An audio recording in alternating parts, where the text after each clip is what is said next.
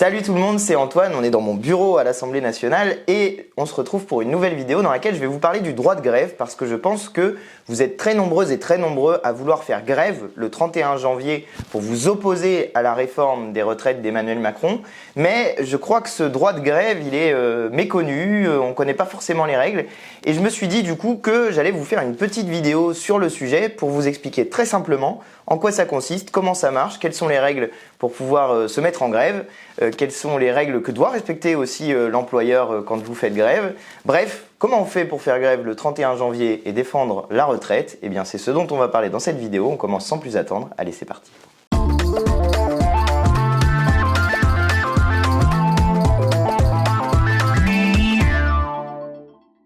Alors je précise d'abord qu'on va parler de la grève dans le secteur privé parce que dans le secteur public, il y a des règles qui sont un peu particulières en fonction notamment du service public, du service minimum, des préavis qui doivent être envoyés, etc. Donc là, je vais me concentrer sur le privé, comment on fait pour faire grève dans les entreprises privées parce que je pense aussi que c'est sans doute là où il y a le moins de syndicats, là où c'est le moins structuré et donc où souvent on connaît le moins ce droit de grève. Alors d'abord, il faut savoir que pour faire grève, normalement, il faut être deux, mais il y a une exception, deux au minimum, on peut être plus bien sûr. Il y a une exception, en fait il y en a deux exceptions. La première, c'est si vous êtes l'unique salarié de l'entreprise, par la force des choses, vous ne pouvez pas être deux pour faire grève si vous êtes tout seul dans l'entreprise. Et la deuxième exception, eh bien, c'est quand il y a un appel national à la grève, comme c'est le cas le 31 janvier justement, vous pouvez faire grève, même si vous êtes tout seul, même si vous êtes l'unique salarié de votre entreprise à vouloir faire grève, eh bien à partir du moment où il y a un appel national, vous êtes en droit de le faire. Donc le 31 janvier, très concrètement, tous les salariés du privé ont le droit de se mettre en grève, qu'ils soient seuls dans l'entreprise à vouloir le faire, qu'ils soient plusieurs, qu'ils le fassent individuellement, qu'ils le fassent collectivement. Vous avez toutes et tous le droit de vous mettre en grève le 31 janvier. Alors comment ça se passe maintenant? C'est ce dont on va parler. Eh bien, c'est assez simple en réalité, il suffit d'arrêter le travail. Je sais qu'il y a beaucoup de gens qui se disent que peut-être il faut déposer un préavis, peut-être il y a un délai légal, etc. etc.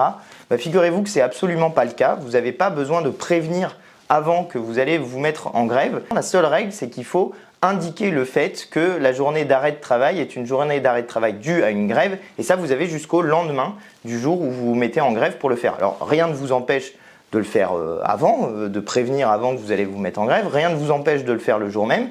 Mais la règle, c'est que ça doit être fait au minimum le jour qui suit la journée de départ de la grève. Il n'y a pas donc d'obligation d'informer son employeur de quelque manière que ce soit. Et du coup, comme le 31 janvier, vous avez un appel national à la grève qui est lancé, eh bien, vous pouvez tout simplement vous mettre en grève le 31. La seule règle qui est donnée, je vous l'ai dit, c'est que l'employeur doit normalement connaître les revendications professionnelles des salariés au moment du déclenchement de la grève. C'est l'unique chose.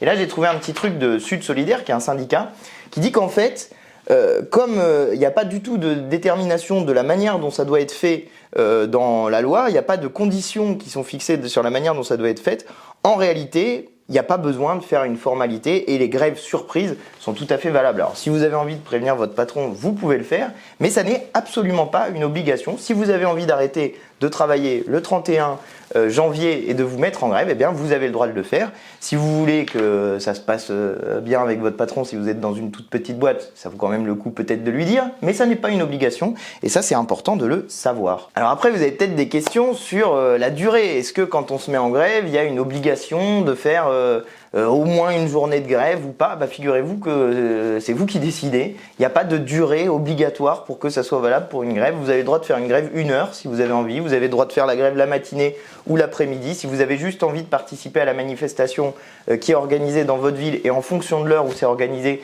que vous n'avez pas envie de perdre une journée complète de salaire, vous avez parfaitement le droit de faire grève juste le matin, juste sur le créneau horaire qui est prévu pour la manifestation. C'est tout à fait autorisé, ça fait partie des choses que vous avez le droit de faire. Alors souvent il y a une question qui est posée, c'est d'ailleurs dans le petit document de Sud Solidaire que je vous mettrai d'ailleurs en description de la vidéo avec un autre texte qui est cette fois sur le site servicepublic.fr parce que c'est très bien détaillé à la fois sur ce petit document et sur le site servicepublic.fr, donc je vous inviterai à aller regarder ça. Et dans les questions qui sont posées à Sud Solidaire, il y a « Je ne suis pas syndiqué, est-ce que je peux quand même faire grève ?» Eh bien oui, bien sûr, vous pouvez faire grève, même si vous n'êtes pas syndiqué, en vous référant donc au mot d'ordre de grève nationale déposé par les syndicats. C'est le cas le 31 janvier. Donc tout le monde peut faire grève le 31 janvier et évidemment, je vous invite à le faire parce que plus on sera nombreuses et nombreux dans la rue ce 31 janvier, plus on mettra la pression sur ce gouvernement, plus on fera comprendre à Emmanuel Macron que le peuple français refuse cette réforme des retraites. Et d'ailleurs, même si vous n'êtes pas travailleur